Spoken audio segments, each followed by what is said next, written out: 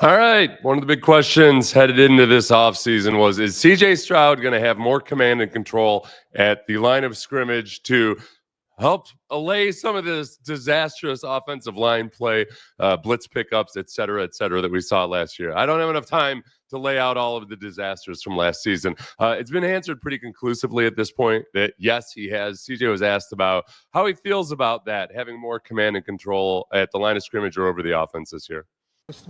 Yeah, that would be between me and Kels, and that was something that I did want, and I'm gotten that now. So, but that takes ownership. We've been able to watch a lot of Brady, and there was clips back in like 2003 or 4 when him and Josh McDaniels, first started, and so like it took him time to master it. So it'll take time for me to master it fully, but I am buying into it and trying my best to be as great as I can at it. So, it's something that I wanted and I'm getting.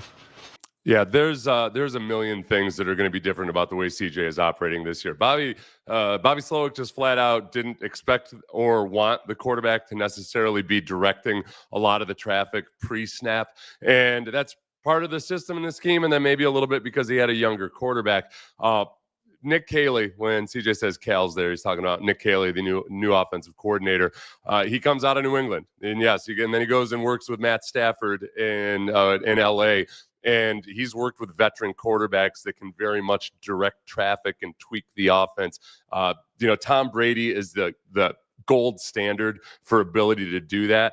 I'm going to go over a few of the things that entails with a clip from Tom Brady in a little bit. But first, Nick Caserio was on with Sean Pendergast and I on Payne and Pendergast a couple of days ago, and he talked about that process and what it's like transitioning from a system like the Texans last year, where the center is making a lot of the calls for pass protection and run blocking before the snap, to one in which the quarterback is basically a one-man show handling everything, like the conductor of an orchestra. This is Nick Caserio. Oh, and because we didn't have video of Nick, I overlaid the game-winning drive from the Jaguars game. Might be a little bit distracting. You might have to go back and watch this twice, but listen hard. It's never anything happens overnight. So once you learn the kind of the terminology and the vernacular, that's step one. Step two is it's really about the communication mechanism. So who helps drive the communication? Sometimes it's the center. He handles all the communication. There's other systems where the quarterback sets the protection system, makes the mic identification, and then the communication kind of goes top down, and then the line gets it distributed inside out. So it's some combination. The most important thing is, are you seeing it the same way? Is the offensive line seeing it the same way as the quarterback is seeing it, and vice versa? And then it's understanding like where your issues or where your problems are, and then what's the solution. So, and it takes time. You have to immerse yourself in film. You have to immerse yourself in meetings. You have to go on the field and do it. And there's going to be probably a little bit of a trial and error that takes place. In the case of CJ, he was able to handle the run game. The mic identification is a part of that. So he was a part of all the group run installations. He was on the field in the run periods. Okay, so a lot of vernacular there. The mic identification is a big one that people always have questions about. I'll get to that with Tom Brady here in a second.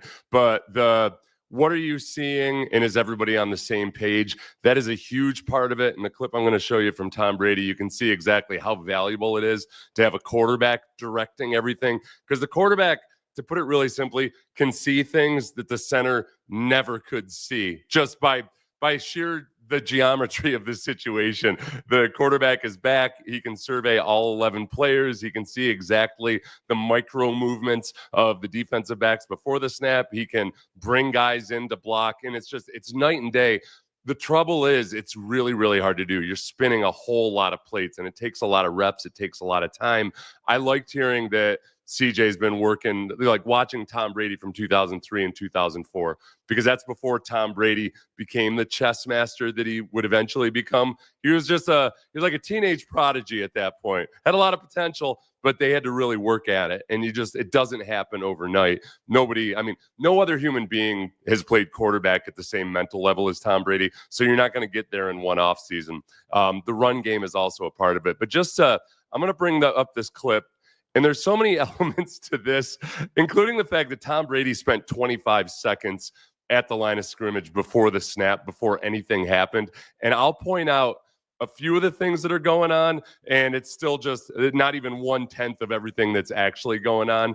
But you can get a feel for just how complicated everything is. Right there, he's giving a mic call, because when you take a look at this at the line of scrimmage, when the quarterback gives a mic call, it's identifying in that look who's the middle linebacker. And a lot of people wonder, okay, well, that seems simple enough, right? Okay, it's Brian Urlacher. That's the mic. Not always. Sometimes the way the offense sees it, a different player might be the mic, but you call out the mic because it basically divides the potential pass rushing threats into a left half and a right half. So the guys on the left half of the field know who they're supposed to block. The guys on the right side of the offensive line, the tight ends, the running backs who know who they're supposed to pick up. Doesn't need to be any more complicated than that for these purposes. But to have the quarterback do it, it allows him to function and take other input. You watch what's going on this play. If you see first, okay, these two defensive backs are about to get moving. That's one thing. You got everybody up at the line of scrimmage, so potential blitz, and we see that all the time in the modern NFL. Brady's got to try to figure out, all right, if they blitz, who's actually coming, who's the biggest threat, how do we take care of it? That's where the mic call comes in, because those guys are all up at the line of scrimmage, the big jumbled mess. But then you see movement by these defensive backs, and if you were to snap the ball right there, oh, okay, it looks like they got a one deep safety. They're running single high coverage. If you snap the ball right there, that's what you have. And with the Texans, a lot of times they're getting up to the line of scrimmage with 7 seconds left on the play clock. There's well over 10 seconds on the play clock here. But right there, it looks like, okay, it's going to be single high coverage. But you let it play out a little bit. Oh, that safety starts moving up towards the line of scrimmage. Tom Brady's surveying the situation, sees number 24 creeping back to the inside, says something to Rob Gronkowski. What's Gronk do?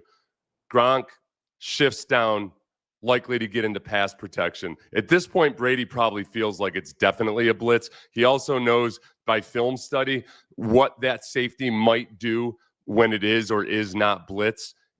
Cuts up. He ends up identifying the mic one more time, actually goes out to the receiver at the top, says something to him, identifies the mic one more time to be sure that everybody's on the same page in the pass protection. Gronkowski's going to be in on pass protection. That safety's still creeped up towards the line of scrimmage. But we know, right? Sometimes safeties will creep up and then bail out. Sometimes those cornerbacks will bail out. By this point, Tom Brady knows from film study that these guys are in the coverages they're going to be in and that safety is not going to bail out. But by virtue of it, now all of this happens, you look, 10 seconds now. He's still got 10 seconds on the play clock.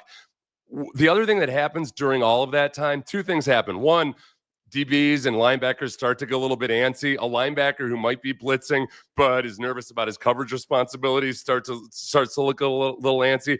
Brady's taking all that in. Takes a lot of film work, a lot of reps. But it's at 10 seconds. He knows that safety is not going to bail out in his mind. So what happens is up at the top, you've got a receiver who was able to give a little shake at the beginning to get inside leverage. And then Brady knows on this 3rd and 4 play that he's got him over the middle. And it's as simple as that, right? He just knew where they're like, there's so much that goes into it, all while the clock is winding down. That's the really tough thing. I don't expect CJ Stroud to be at that level yet this year to where he's doing that all the time, but that's the goal. Nico Collins, when he was on the Greenlight podcast, had a good, I thought he laid out the challenge of just the wide receivers in picking up the new terminology. This is the Greenlight podcast with Chris Long. Chris Long does a great job with these guys. It's terrible. Cause not gonna lie, I think I had maybe 3-4 different offensive coordinators since I've been here.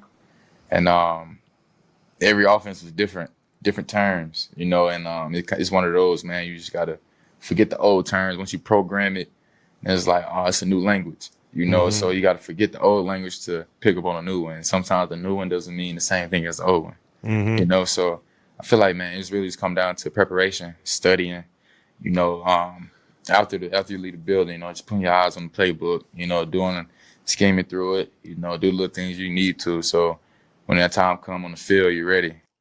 Yeah, because the other part of it, everything that Nico is saying there is true, because you get these things drilled in for an entire season or two, and all of a sudden what sounds like left actually means right and vice versa. And to be able to perform under pressure with the play clock winding down when CJ Stroud is back there telling you to tweak your routes or to look for something or to change your alignment. All of that to come into play. It's a lot of moving parts. So I'm going to be patient early on. I don't expect to see, top level Tom Brady mental play right out the bat.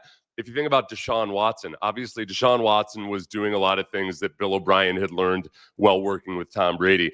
It took him until 2020 really to get really good at it. And that was the shame of everything that happened in that miserable year, was that Deshaun had really taken that step to the point where he could dial up the looks that he wanted. He could see what was going on pre-snap, and it was all for naught. There's a whole bunch of stuff happened. I don't know if you guys are aware of it or not, but that's the key, is just getting everybody on the same page. CJ 100% is capable of doing it. It's just a matter of reps, and that getting that catalog of film and reps in your mind to where, especially the pre-snap keys. I talked to Wade Phillips once about this, and he said going against Brady is just miserable because there's nobody that's better at figuring out what you're going to do before the snap. And then it's just a matter of moving the chess pieces around to find your weakness. As a defensive lineman, I forgot to mention this while we were watching the Brady film. So as Brady took over 25 seconds to do all of that, as a defensive lineman, you're in your stance the entire time. And especially if it's in the second half or at the end of a long drive, your legs, you can feel the lactic acid accumulating in your legs and just like deadening as you're waiting. The hardest thing too then, after that, because I played against Brady a lot more, against Peyton Manning a lot more, similar attributes, is that they'll use the hard count really well. And they use the hard count so effectively. And they'll give you that first hard count, and in your mind, you're thinking, all right, we know we've got a blitz coming from the left. They hit the hard count, and you know that the damn safety just gave it away. He just ran up, and you got to hold your water against Tom Brady or Peyton Manning. You just got to hold your water, and very few guys have the discipline to do with it. That's the suspense element that the quarterbacks use to their advantage, is they've got this long play clock, this long time to just watch and sometimes confirm. And then they use the hard count, and somebody's a sucker all the time. It's just a matter of knowing exactly what you're looking for and doing the operation to where you're doing it automatically. And it's really, really impressive when it's done right. I think CJ is 100% capable of doing it. It's just a matter of just hopefully Nick Caley's the guy to help him do it. We'll find out. Thank you for this analysis. Thank you, Kasia. Thank you. And again, look, I'm a defensive lineman that knows this just from having it done to me before. The guys, like, the things that are going on in Tom Brady's mind are way more complex than everything that I just described right there. So thanks. I'm Seth Payne. Played for the Texans a long time ago. Please like, subscribe, share it on social media if you like the content. Appreciate it, everybody.